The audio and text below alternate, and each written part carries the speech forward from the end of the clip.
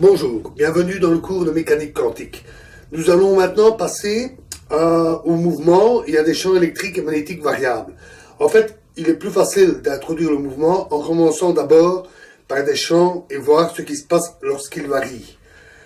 L'expérience montre que si on a un champ électrique qui varie au cours du temps, alors on peut mesurer la présence d'un champ magnétique qui n'avait pas été produit initialement avec des aimants. Ça montre la forte unité qu'il y a entre champ électrique et champ magnétique que nous avons déjà signalé. Les deux sont intimement liés. Prenons un champ électrique d'une certaine intensité et qui, au cours du temps, devient de plus en plus intense. Donc, dont l'intensité croît au cours du temps. À ce moment-là, on mesure un champ magnétique qui forme, dont les lignes de champ forment des cercles entourant la direction du champ électrique. Donc ici on a le champ électrique et là le champ magnétique. De plus, si le champ diminue, évidemment le champ magnétique sera orienté dans l'autre sens. Donc le cercle a une certaine direction, une rotation, et elle est dans l'autre sens si le champ diminue. On peut aussi regarder le cas d'un champ dont l'intensité ne varie pas, mais la direction varie. Donc, si on a un champ électrique qui tourne au cours du temps, alors on va avoir à chaque instant une toute petite variation du champ électrique perpendiculaire à la direction du champ électrique. Et cette petite variation va également provoquer un champ magnétique. En vérité, le champ électrique que j'ai dessiné, il est ici, au point central. Donc, il n'est pas ici. Ça, c'est seulement le vecteur, le dessin qui représente le champ électrique et son intensité. Et cette petite variation, comme ici, va produire un champ qui est perpendiculaire à cette variation, et donc va produire un champ magnétique, puisque ça tourne au fur et à mesure du temps, ça va produire au final un champ magnétique également circulaire autour de ce point.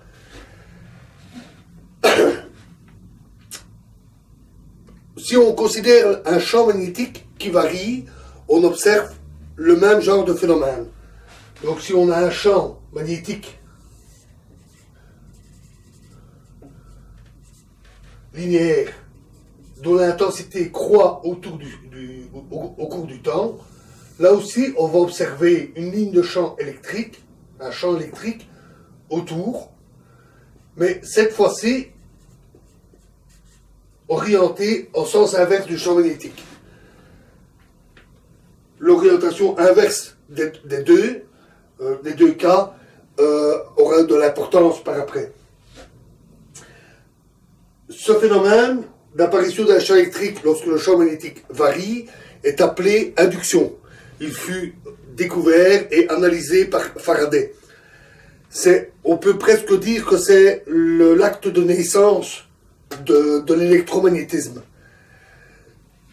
Un moyen très simple de le mettre en évidence, c'est à travers le phénomène de force électromotrice. Prenons une bobine de fil électrique reliée à une ampoule. Et plaçons un aimant à l'intérieur. Bien. Tant que cet aimant est immobile, rien ne se passe. La lampe ne s'allume pas, il n'y a rien de particulier qui se produit. Mais déplaçons cet aimant, donc prenons-le à l'extérieur, faisons-le entrer dans les spires et refaisons-le sortir. À l'instant où il passe, où il est en mouvement à l'intérieur, on a une variation du champ magnétique dans le sens où on déplace l'aimant, ce qui provoque un champ électrique circulaire qui va entraîner un mouvement des électrons à l'intérieur des fils électriques. Ça produit ainsi une tension aux bornes de la lampe et la lampe se met à briller. C'est une expérience très facile à faire. On peut même la bricoler soi-même avec un peu de fil, une petite ampoule. Évitez de prendre des ampoules de 220 volts, une toute petite ampoule de 5 volts suffit.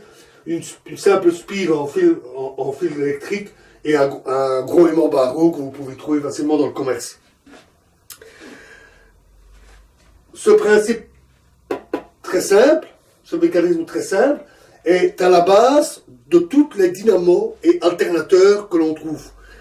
Depuis les plus petits, qui sont ceux que l'on trouve sur les vélos et qui servent à allumer l'ampoule du vélo lorsque l'on roule, jusqu'aux plus gros alternateurs que l'on trouve dans les barrages hydroélectriques ou dans les centrales nucléaires, tous fonctionnent en exploitant ce phénomène, qui permet de convertir du mouvement en énergie électrique.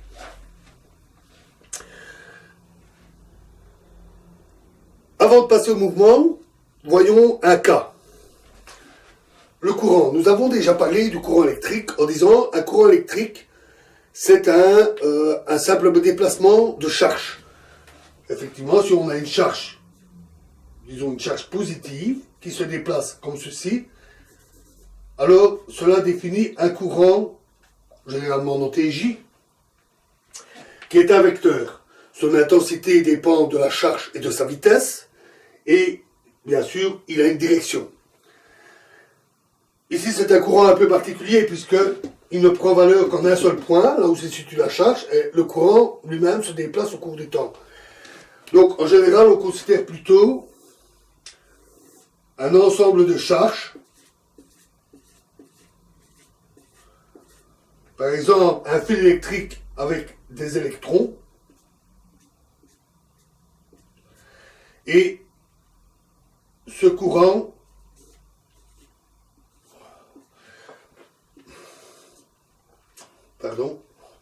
si les électrons se déplacent dans ce sens-là, comme nous l'avons déjà vu, puisque les électrons ont une charge négative, le courant est orienté dans l'autre sens. Le cas d'un fil électrique est un peu particulier, puisque globalement, il est neutre, il n'a pas de charge électrique. Ceci est dû au fait qu'il est composé d'atomes, composé de protons, de charge positive, qui neutralisent la charge électrique des électrons. Mais les atomes massifs, lourds, sont immobiles dans le fil, donc ils n'interviennent pas dans le courant, tandis que les électrons, eux, se déplacent et interviennent dans le courant. On peut donc très bien avoir un courant électrique sans qu'il y ait de charge électrique nette. Mais d'une manière plus générale, et ça c'est généralement dans ce sens-là qu'on l'emploie dans la vie courante, quand on parle de courant électrique, c'est toujours dans les fils électriques. En physique, on est un petit peu plus général, et on l'applique à tous les cas. Par exemple, la foudre. Dans la foudre, on a un flux de charge électrique, très intense en général, et cela représente un courant électrique qui, en plus, ici, n'est pas neutralisé par d'autres charges. Donc, on a à la fois des charges électriques et un courant électrique qui représente le déplacement de ces charges. Donc, en physique, on ne considère pas seulement les conducteurs métalliques. Passer au mouvement ne sera plus très difficile. Tout ceci va se transposer aisément. Pour cela, nous allons faire un tout petit détour par la relativité. Alors, nous n'allons pas étudier toute la relativité d'Einstein en détail. Nous en verrons seulement un aspect important et pas très difficile et qui nous permettra de facilement transposer tout cela au cas où les objets sont en mouvement. Merci.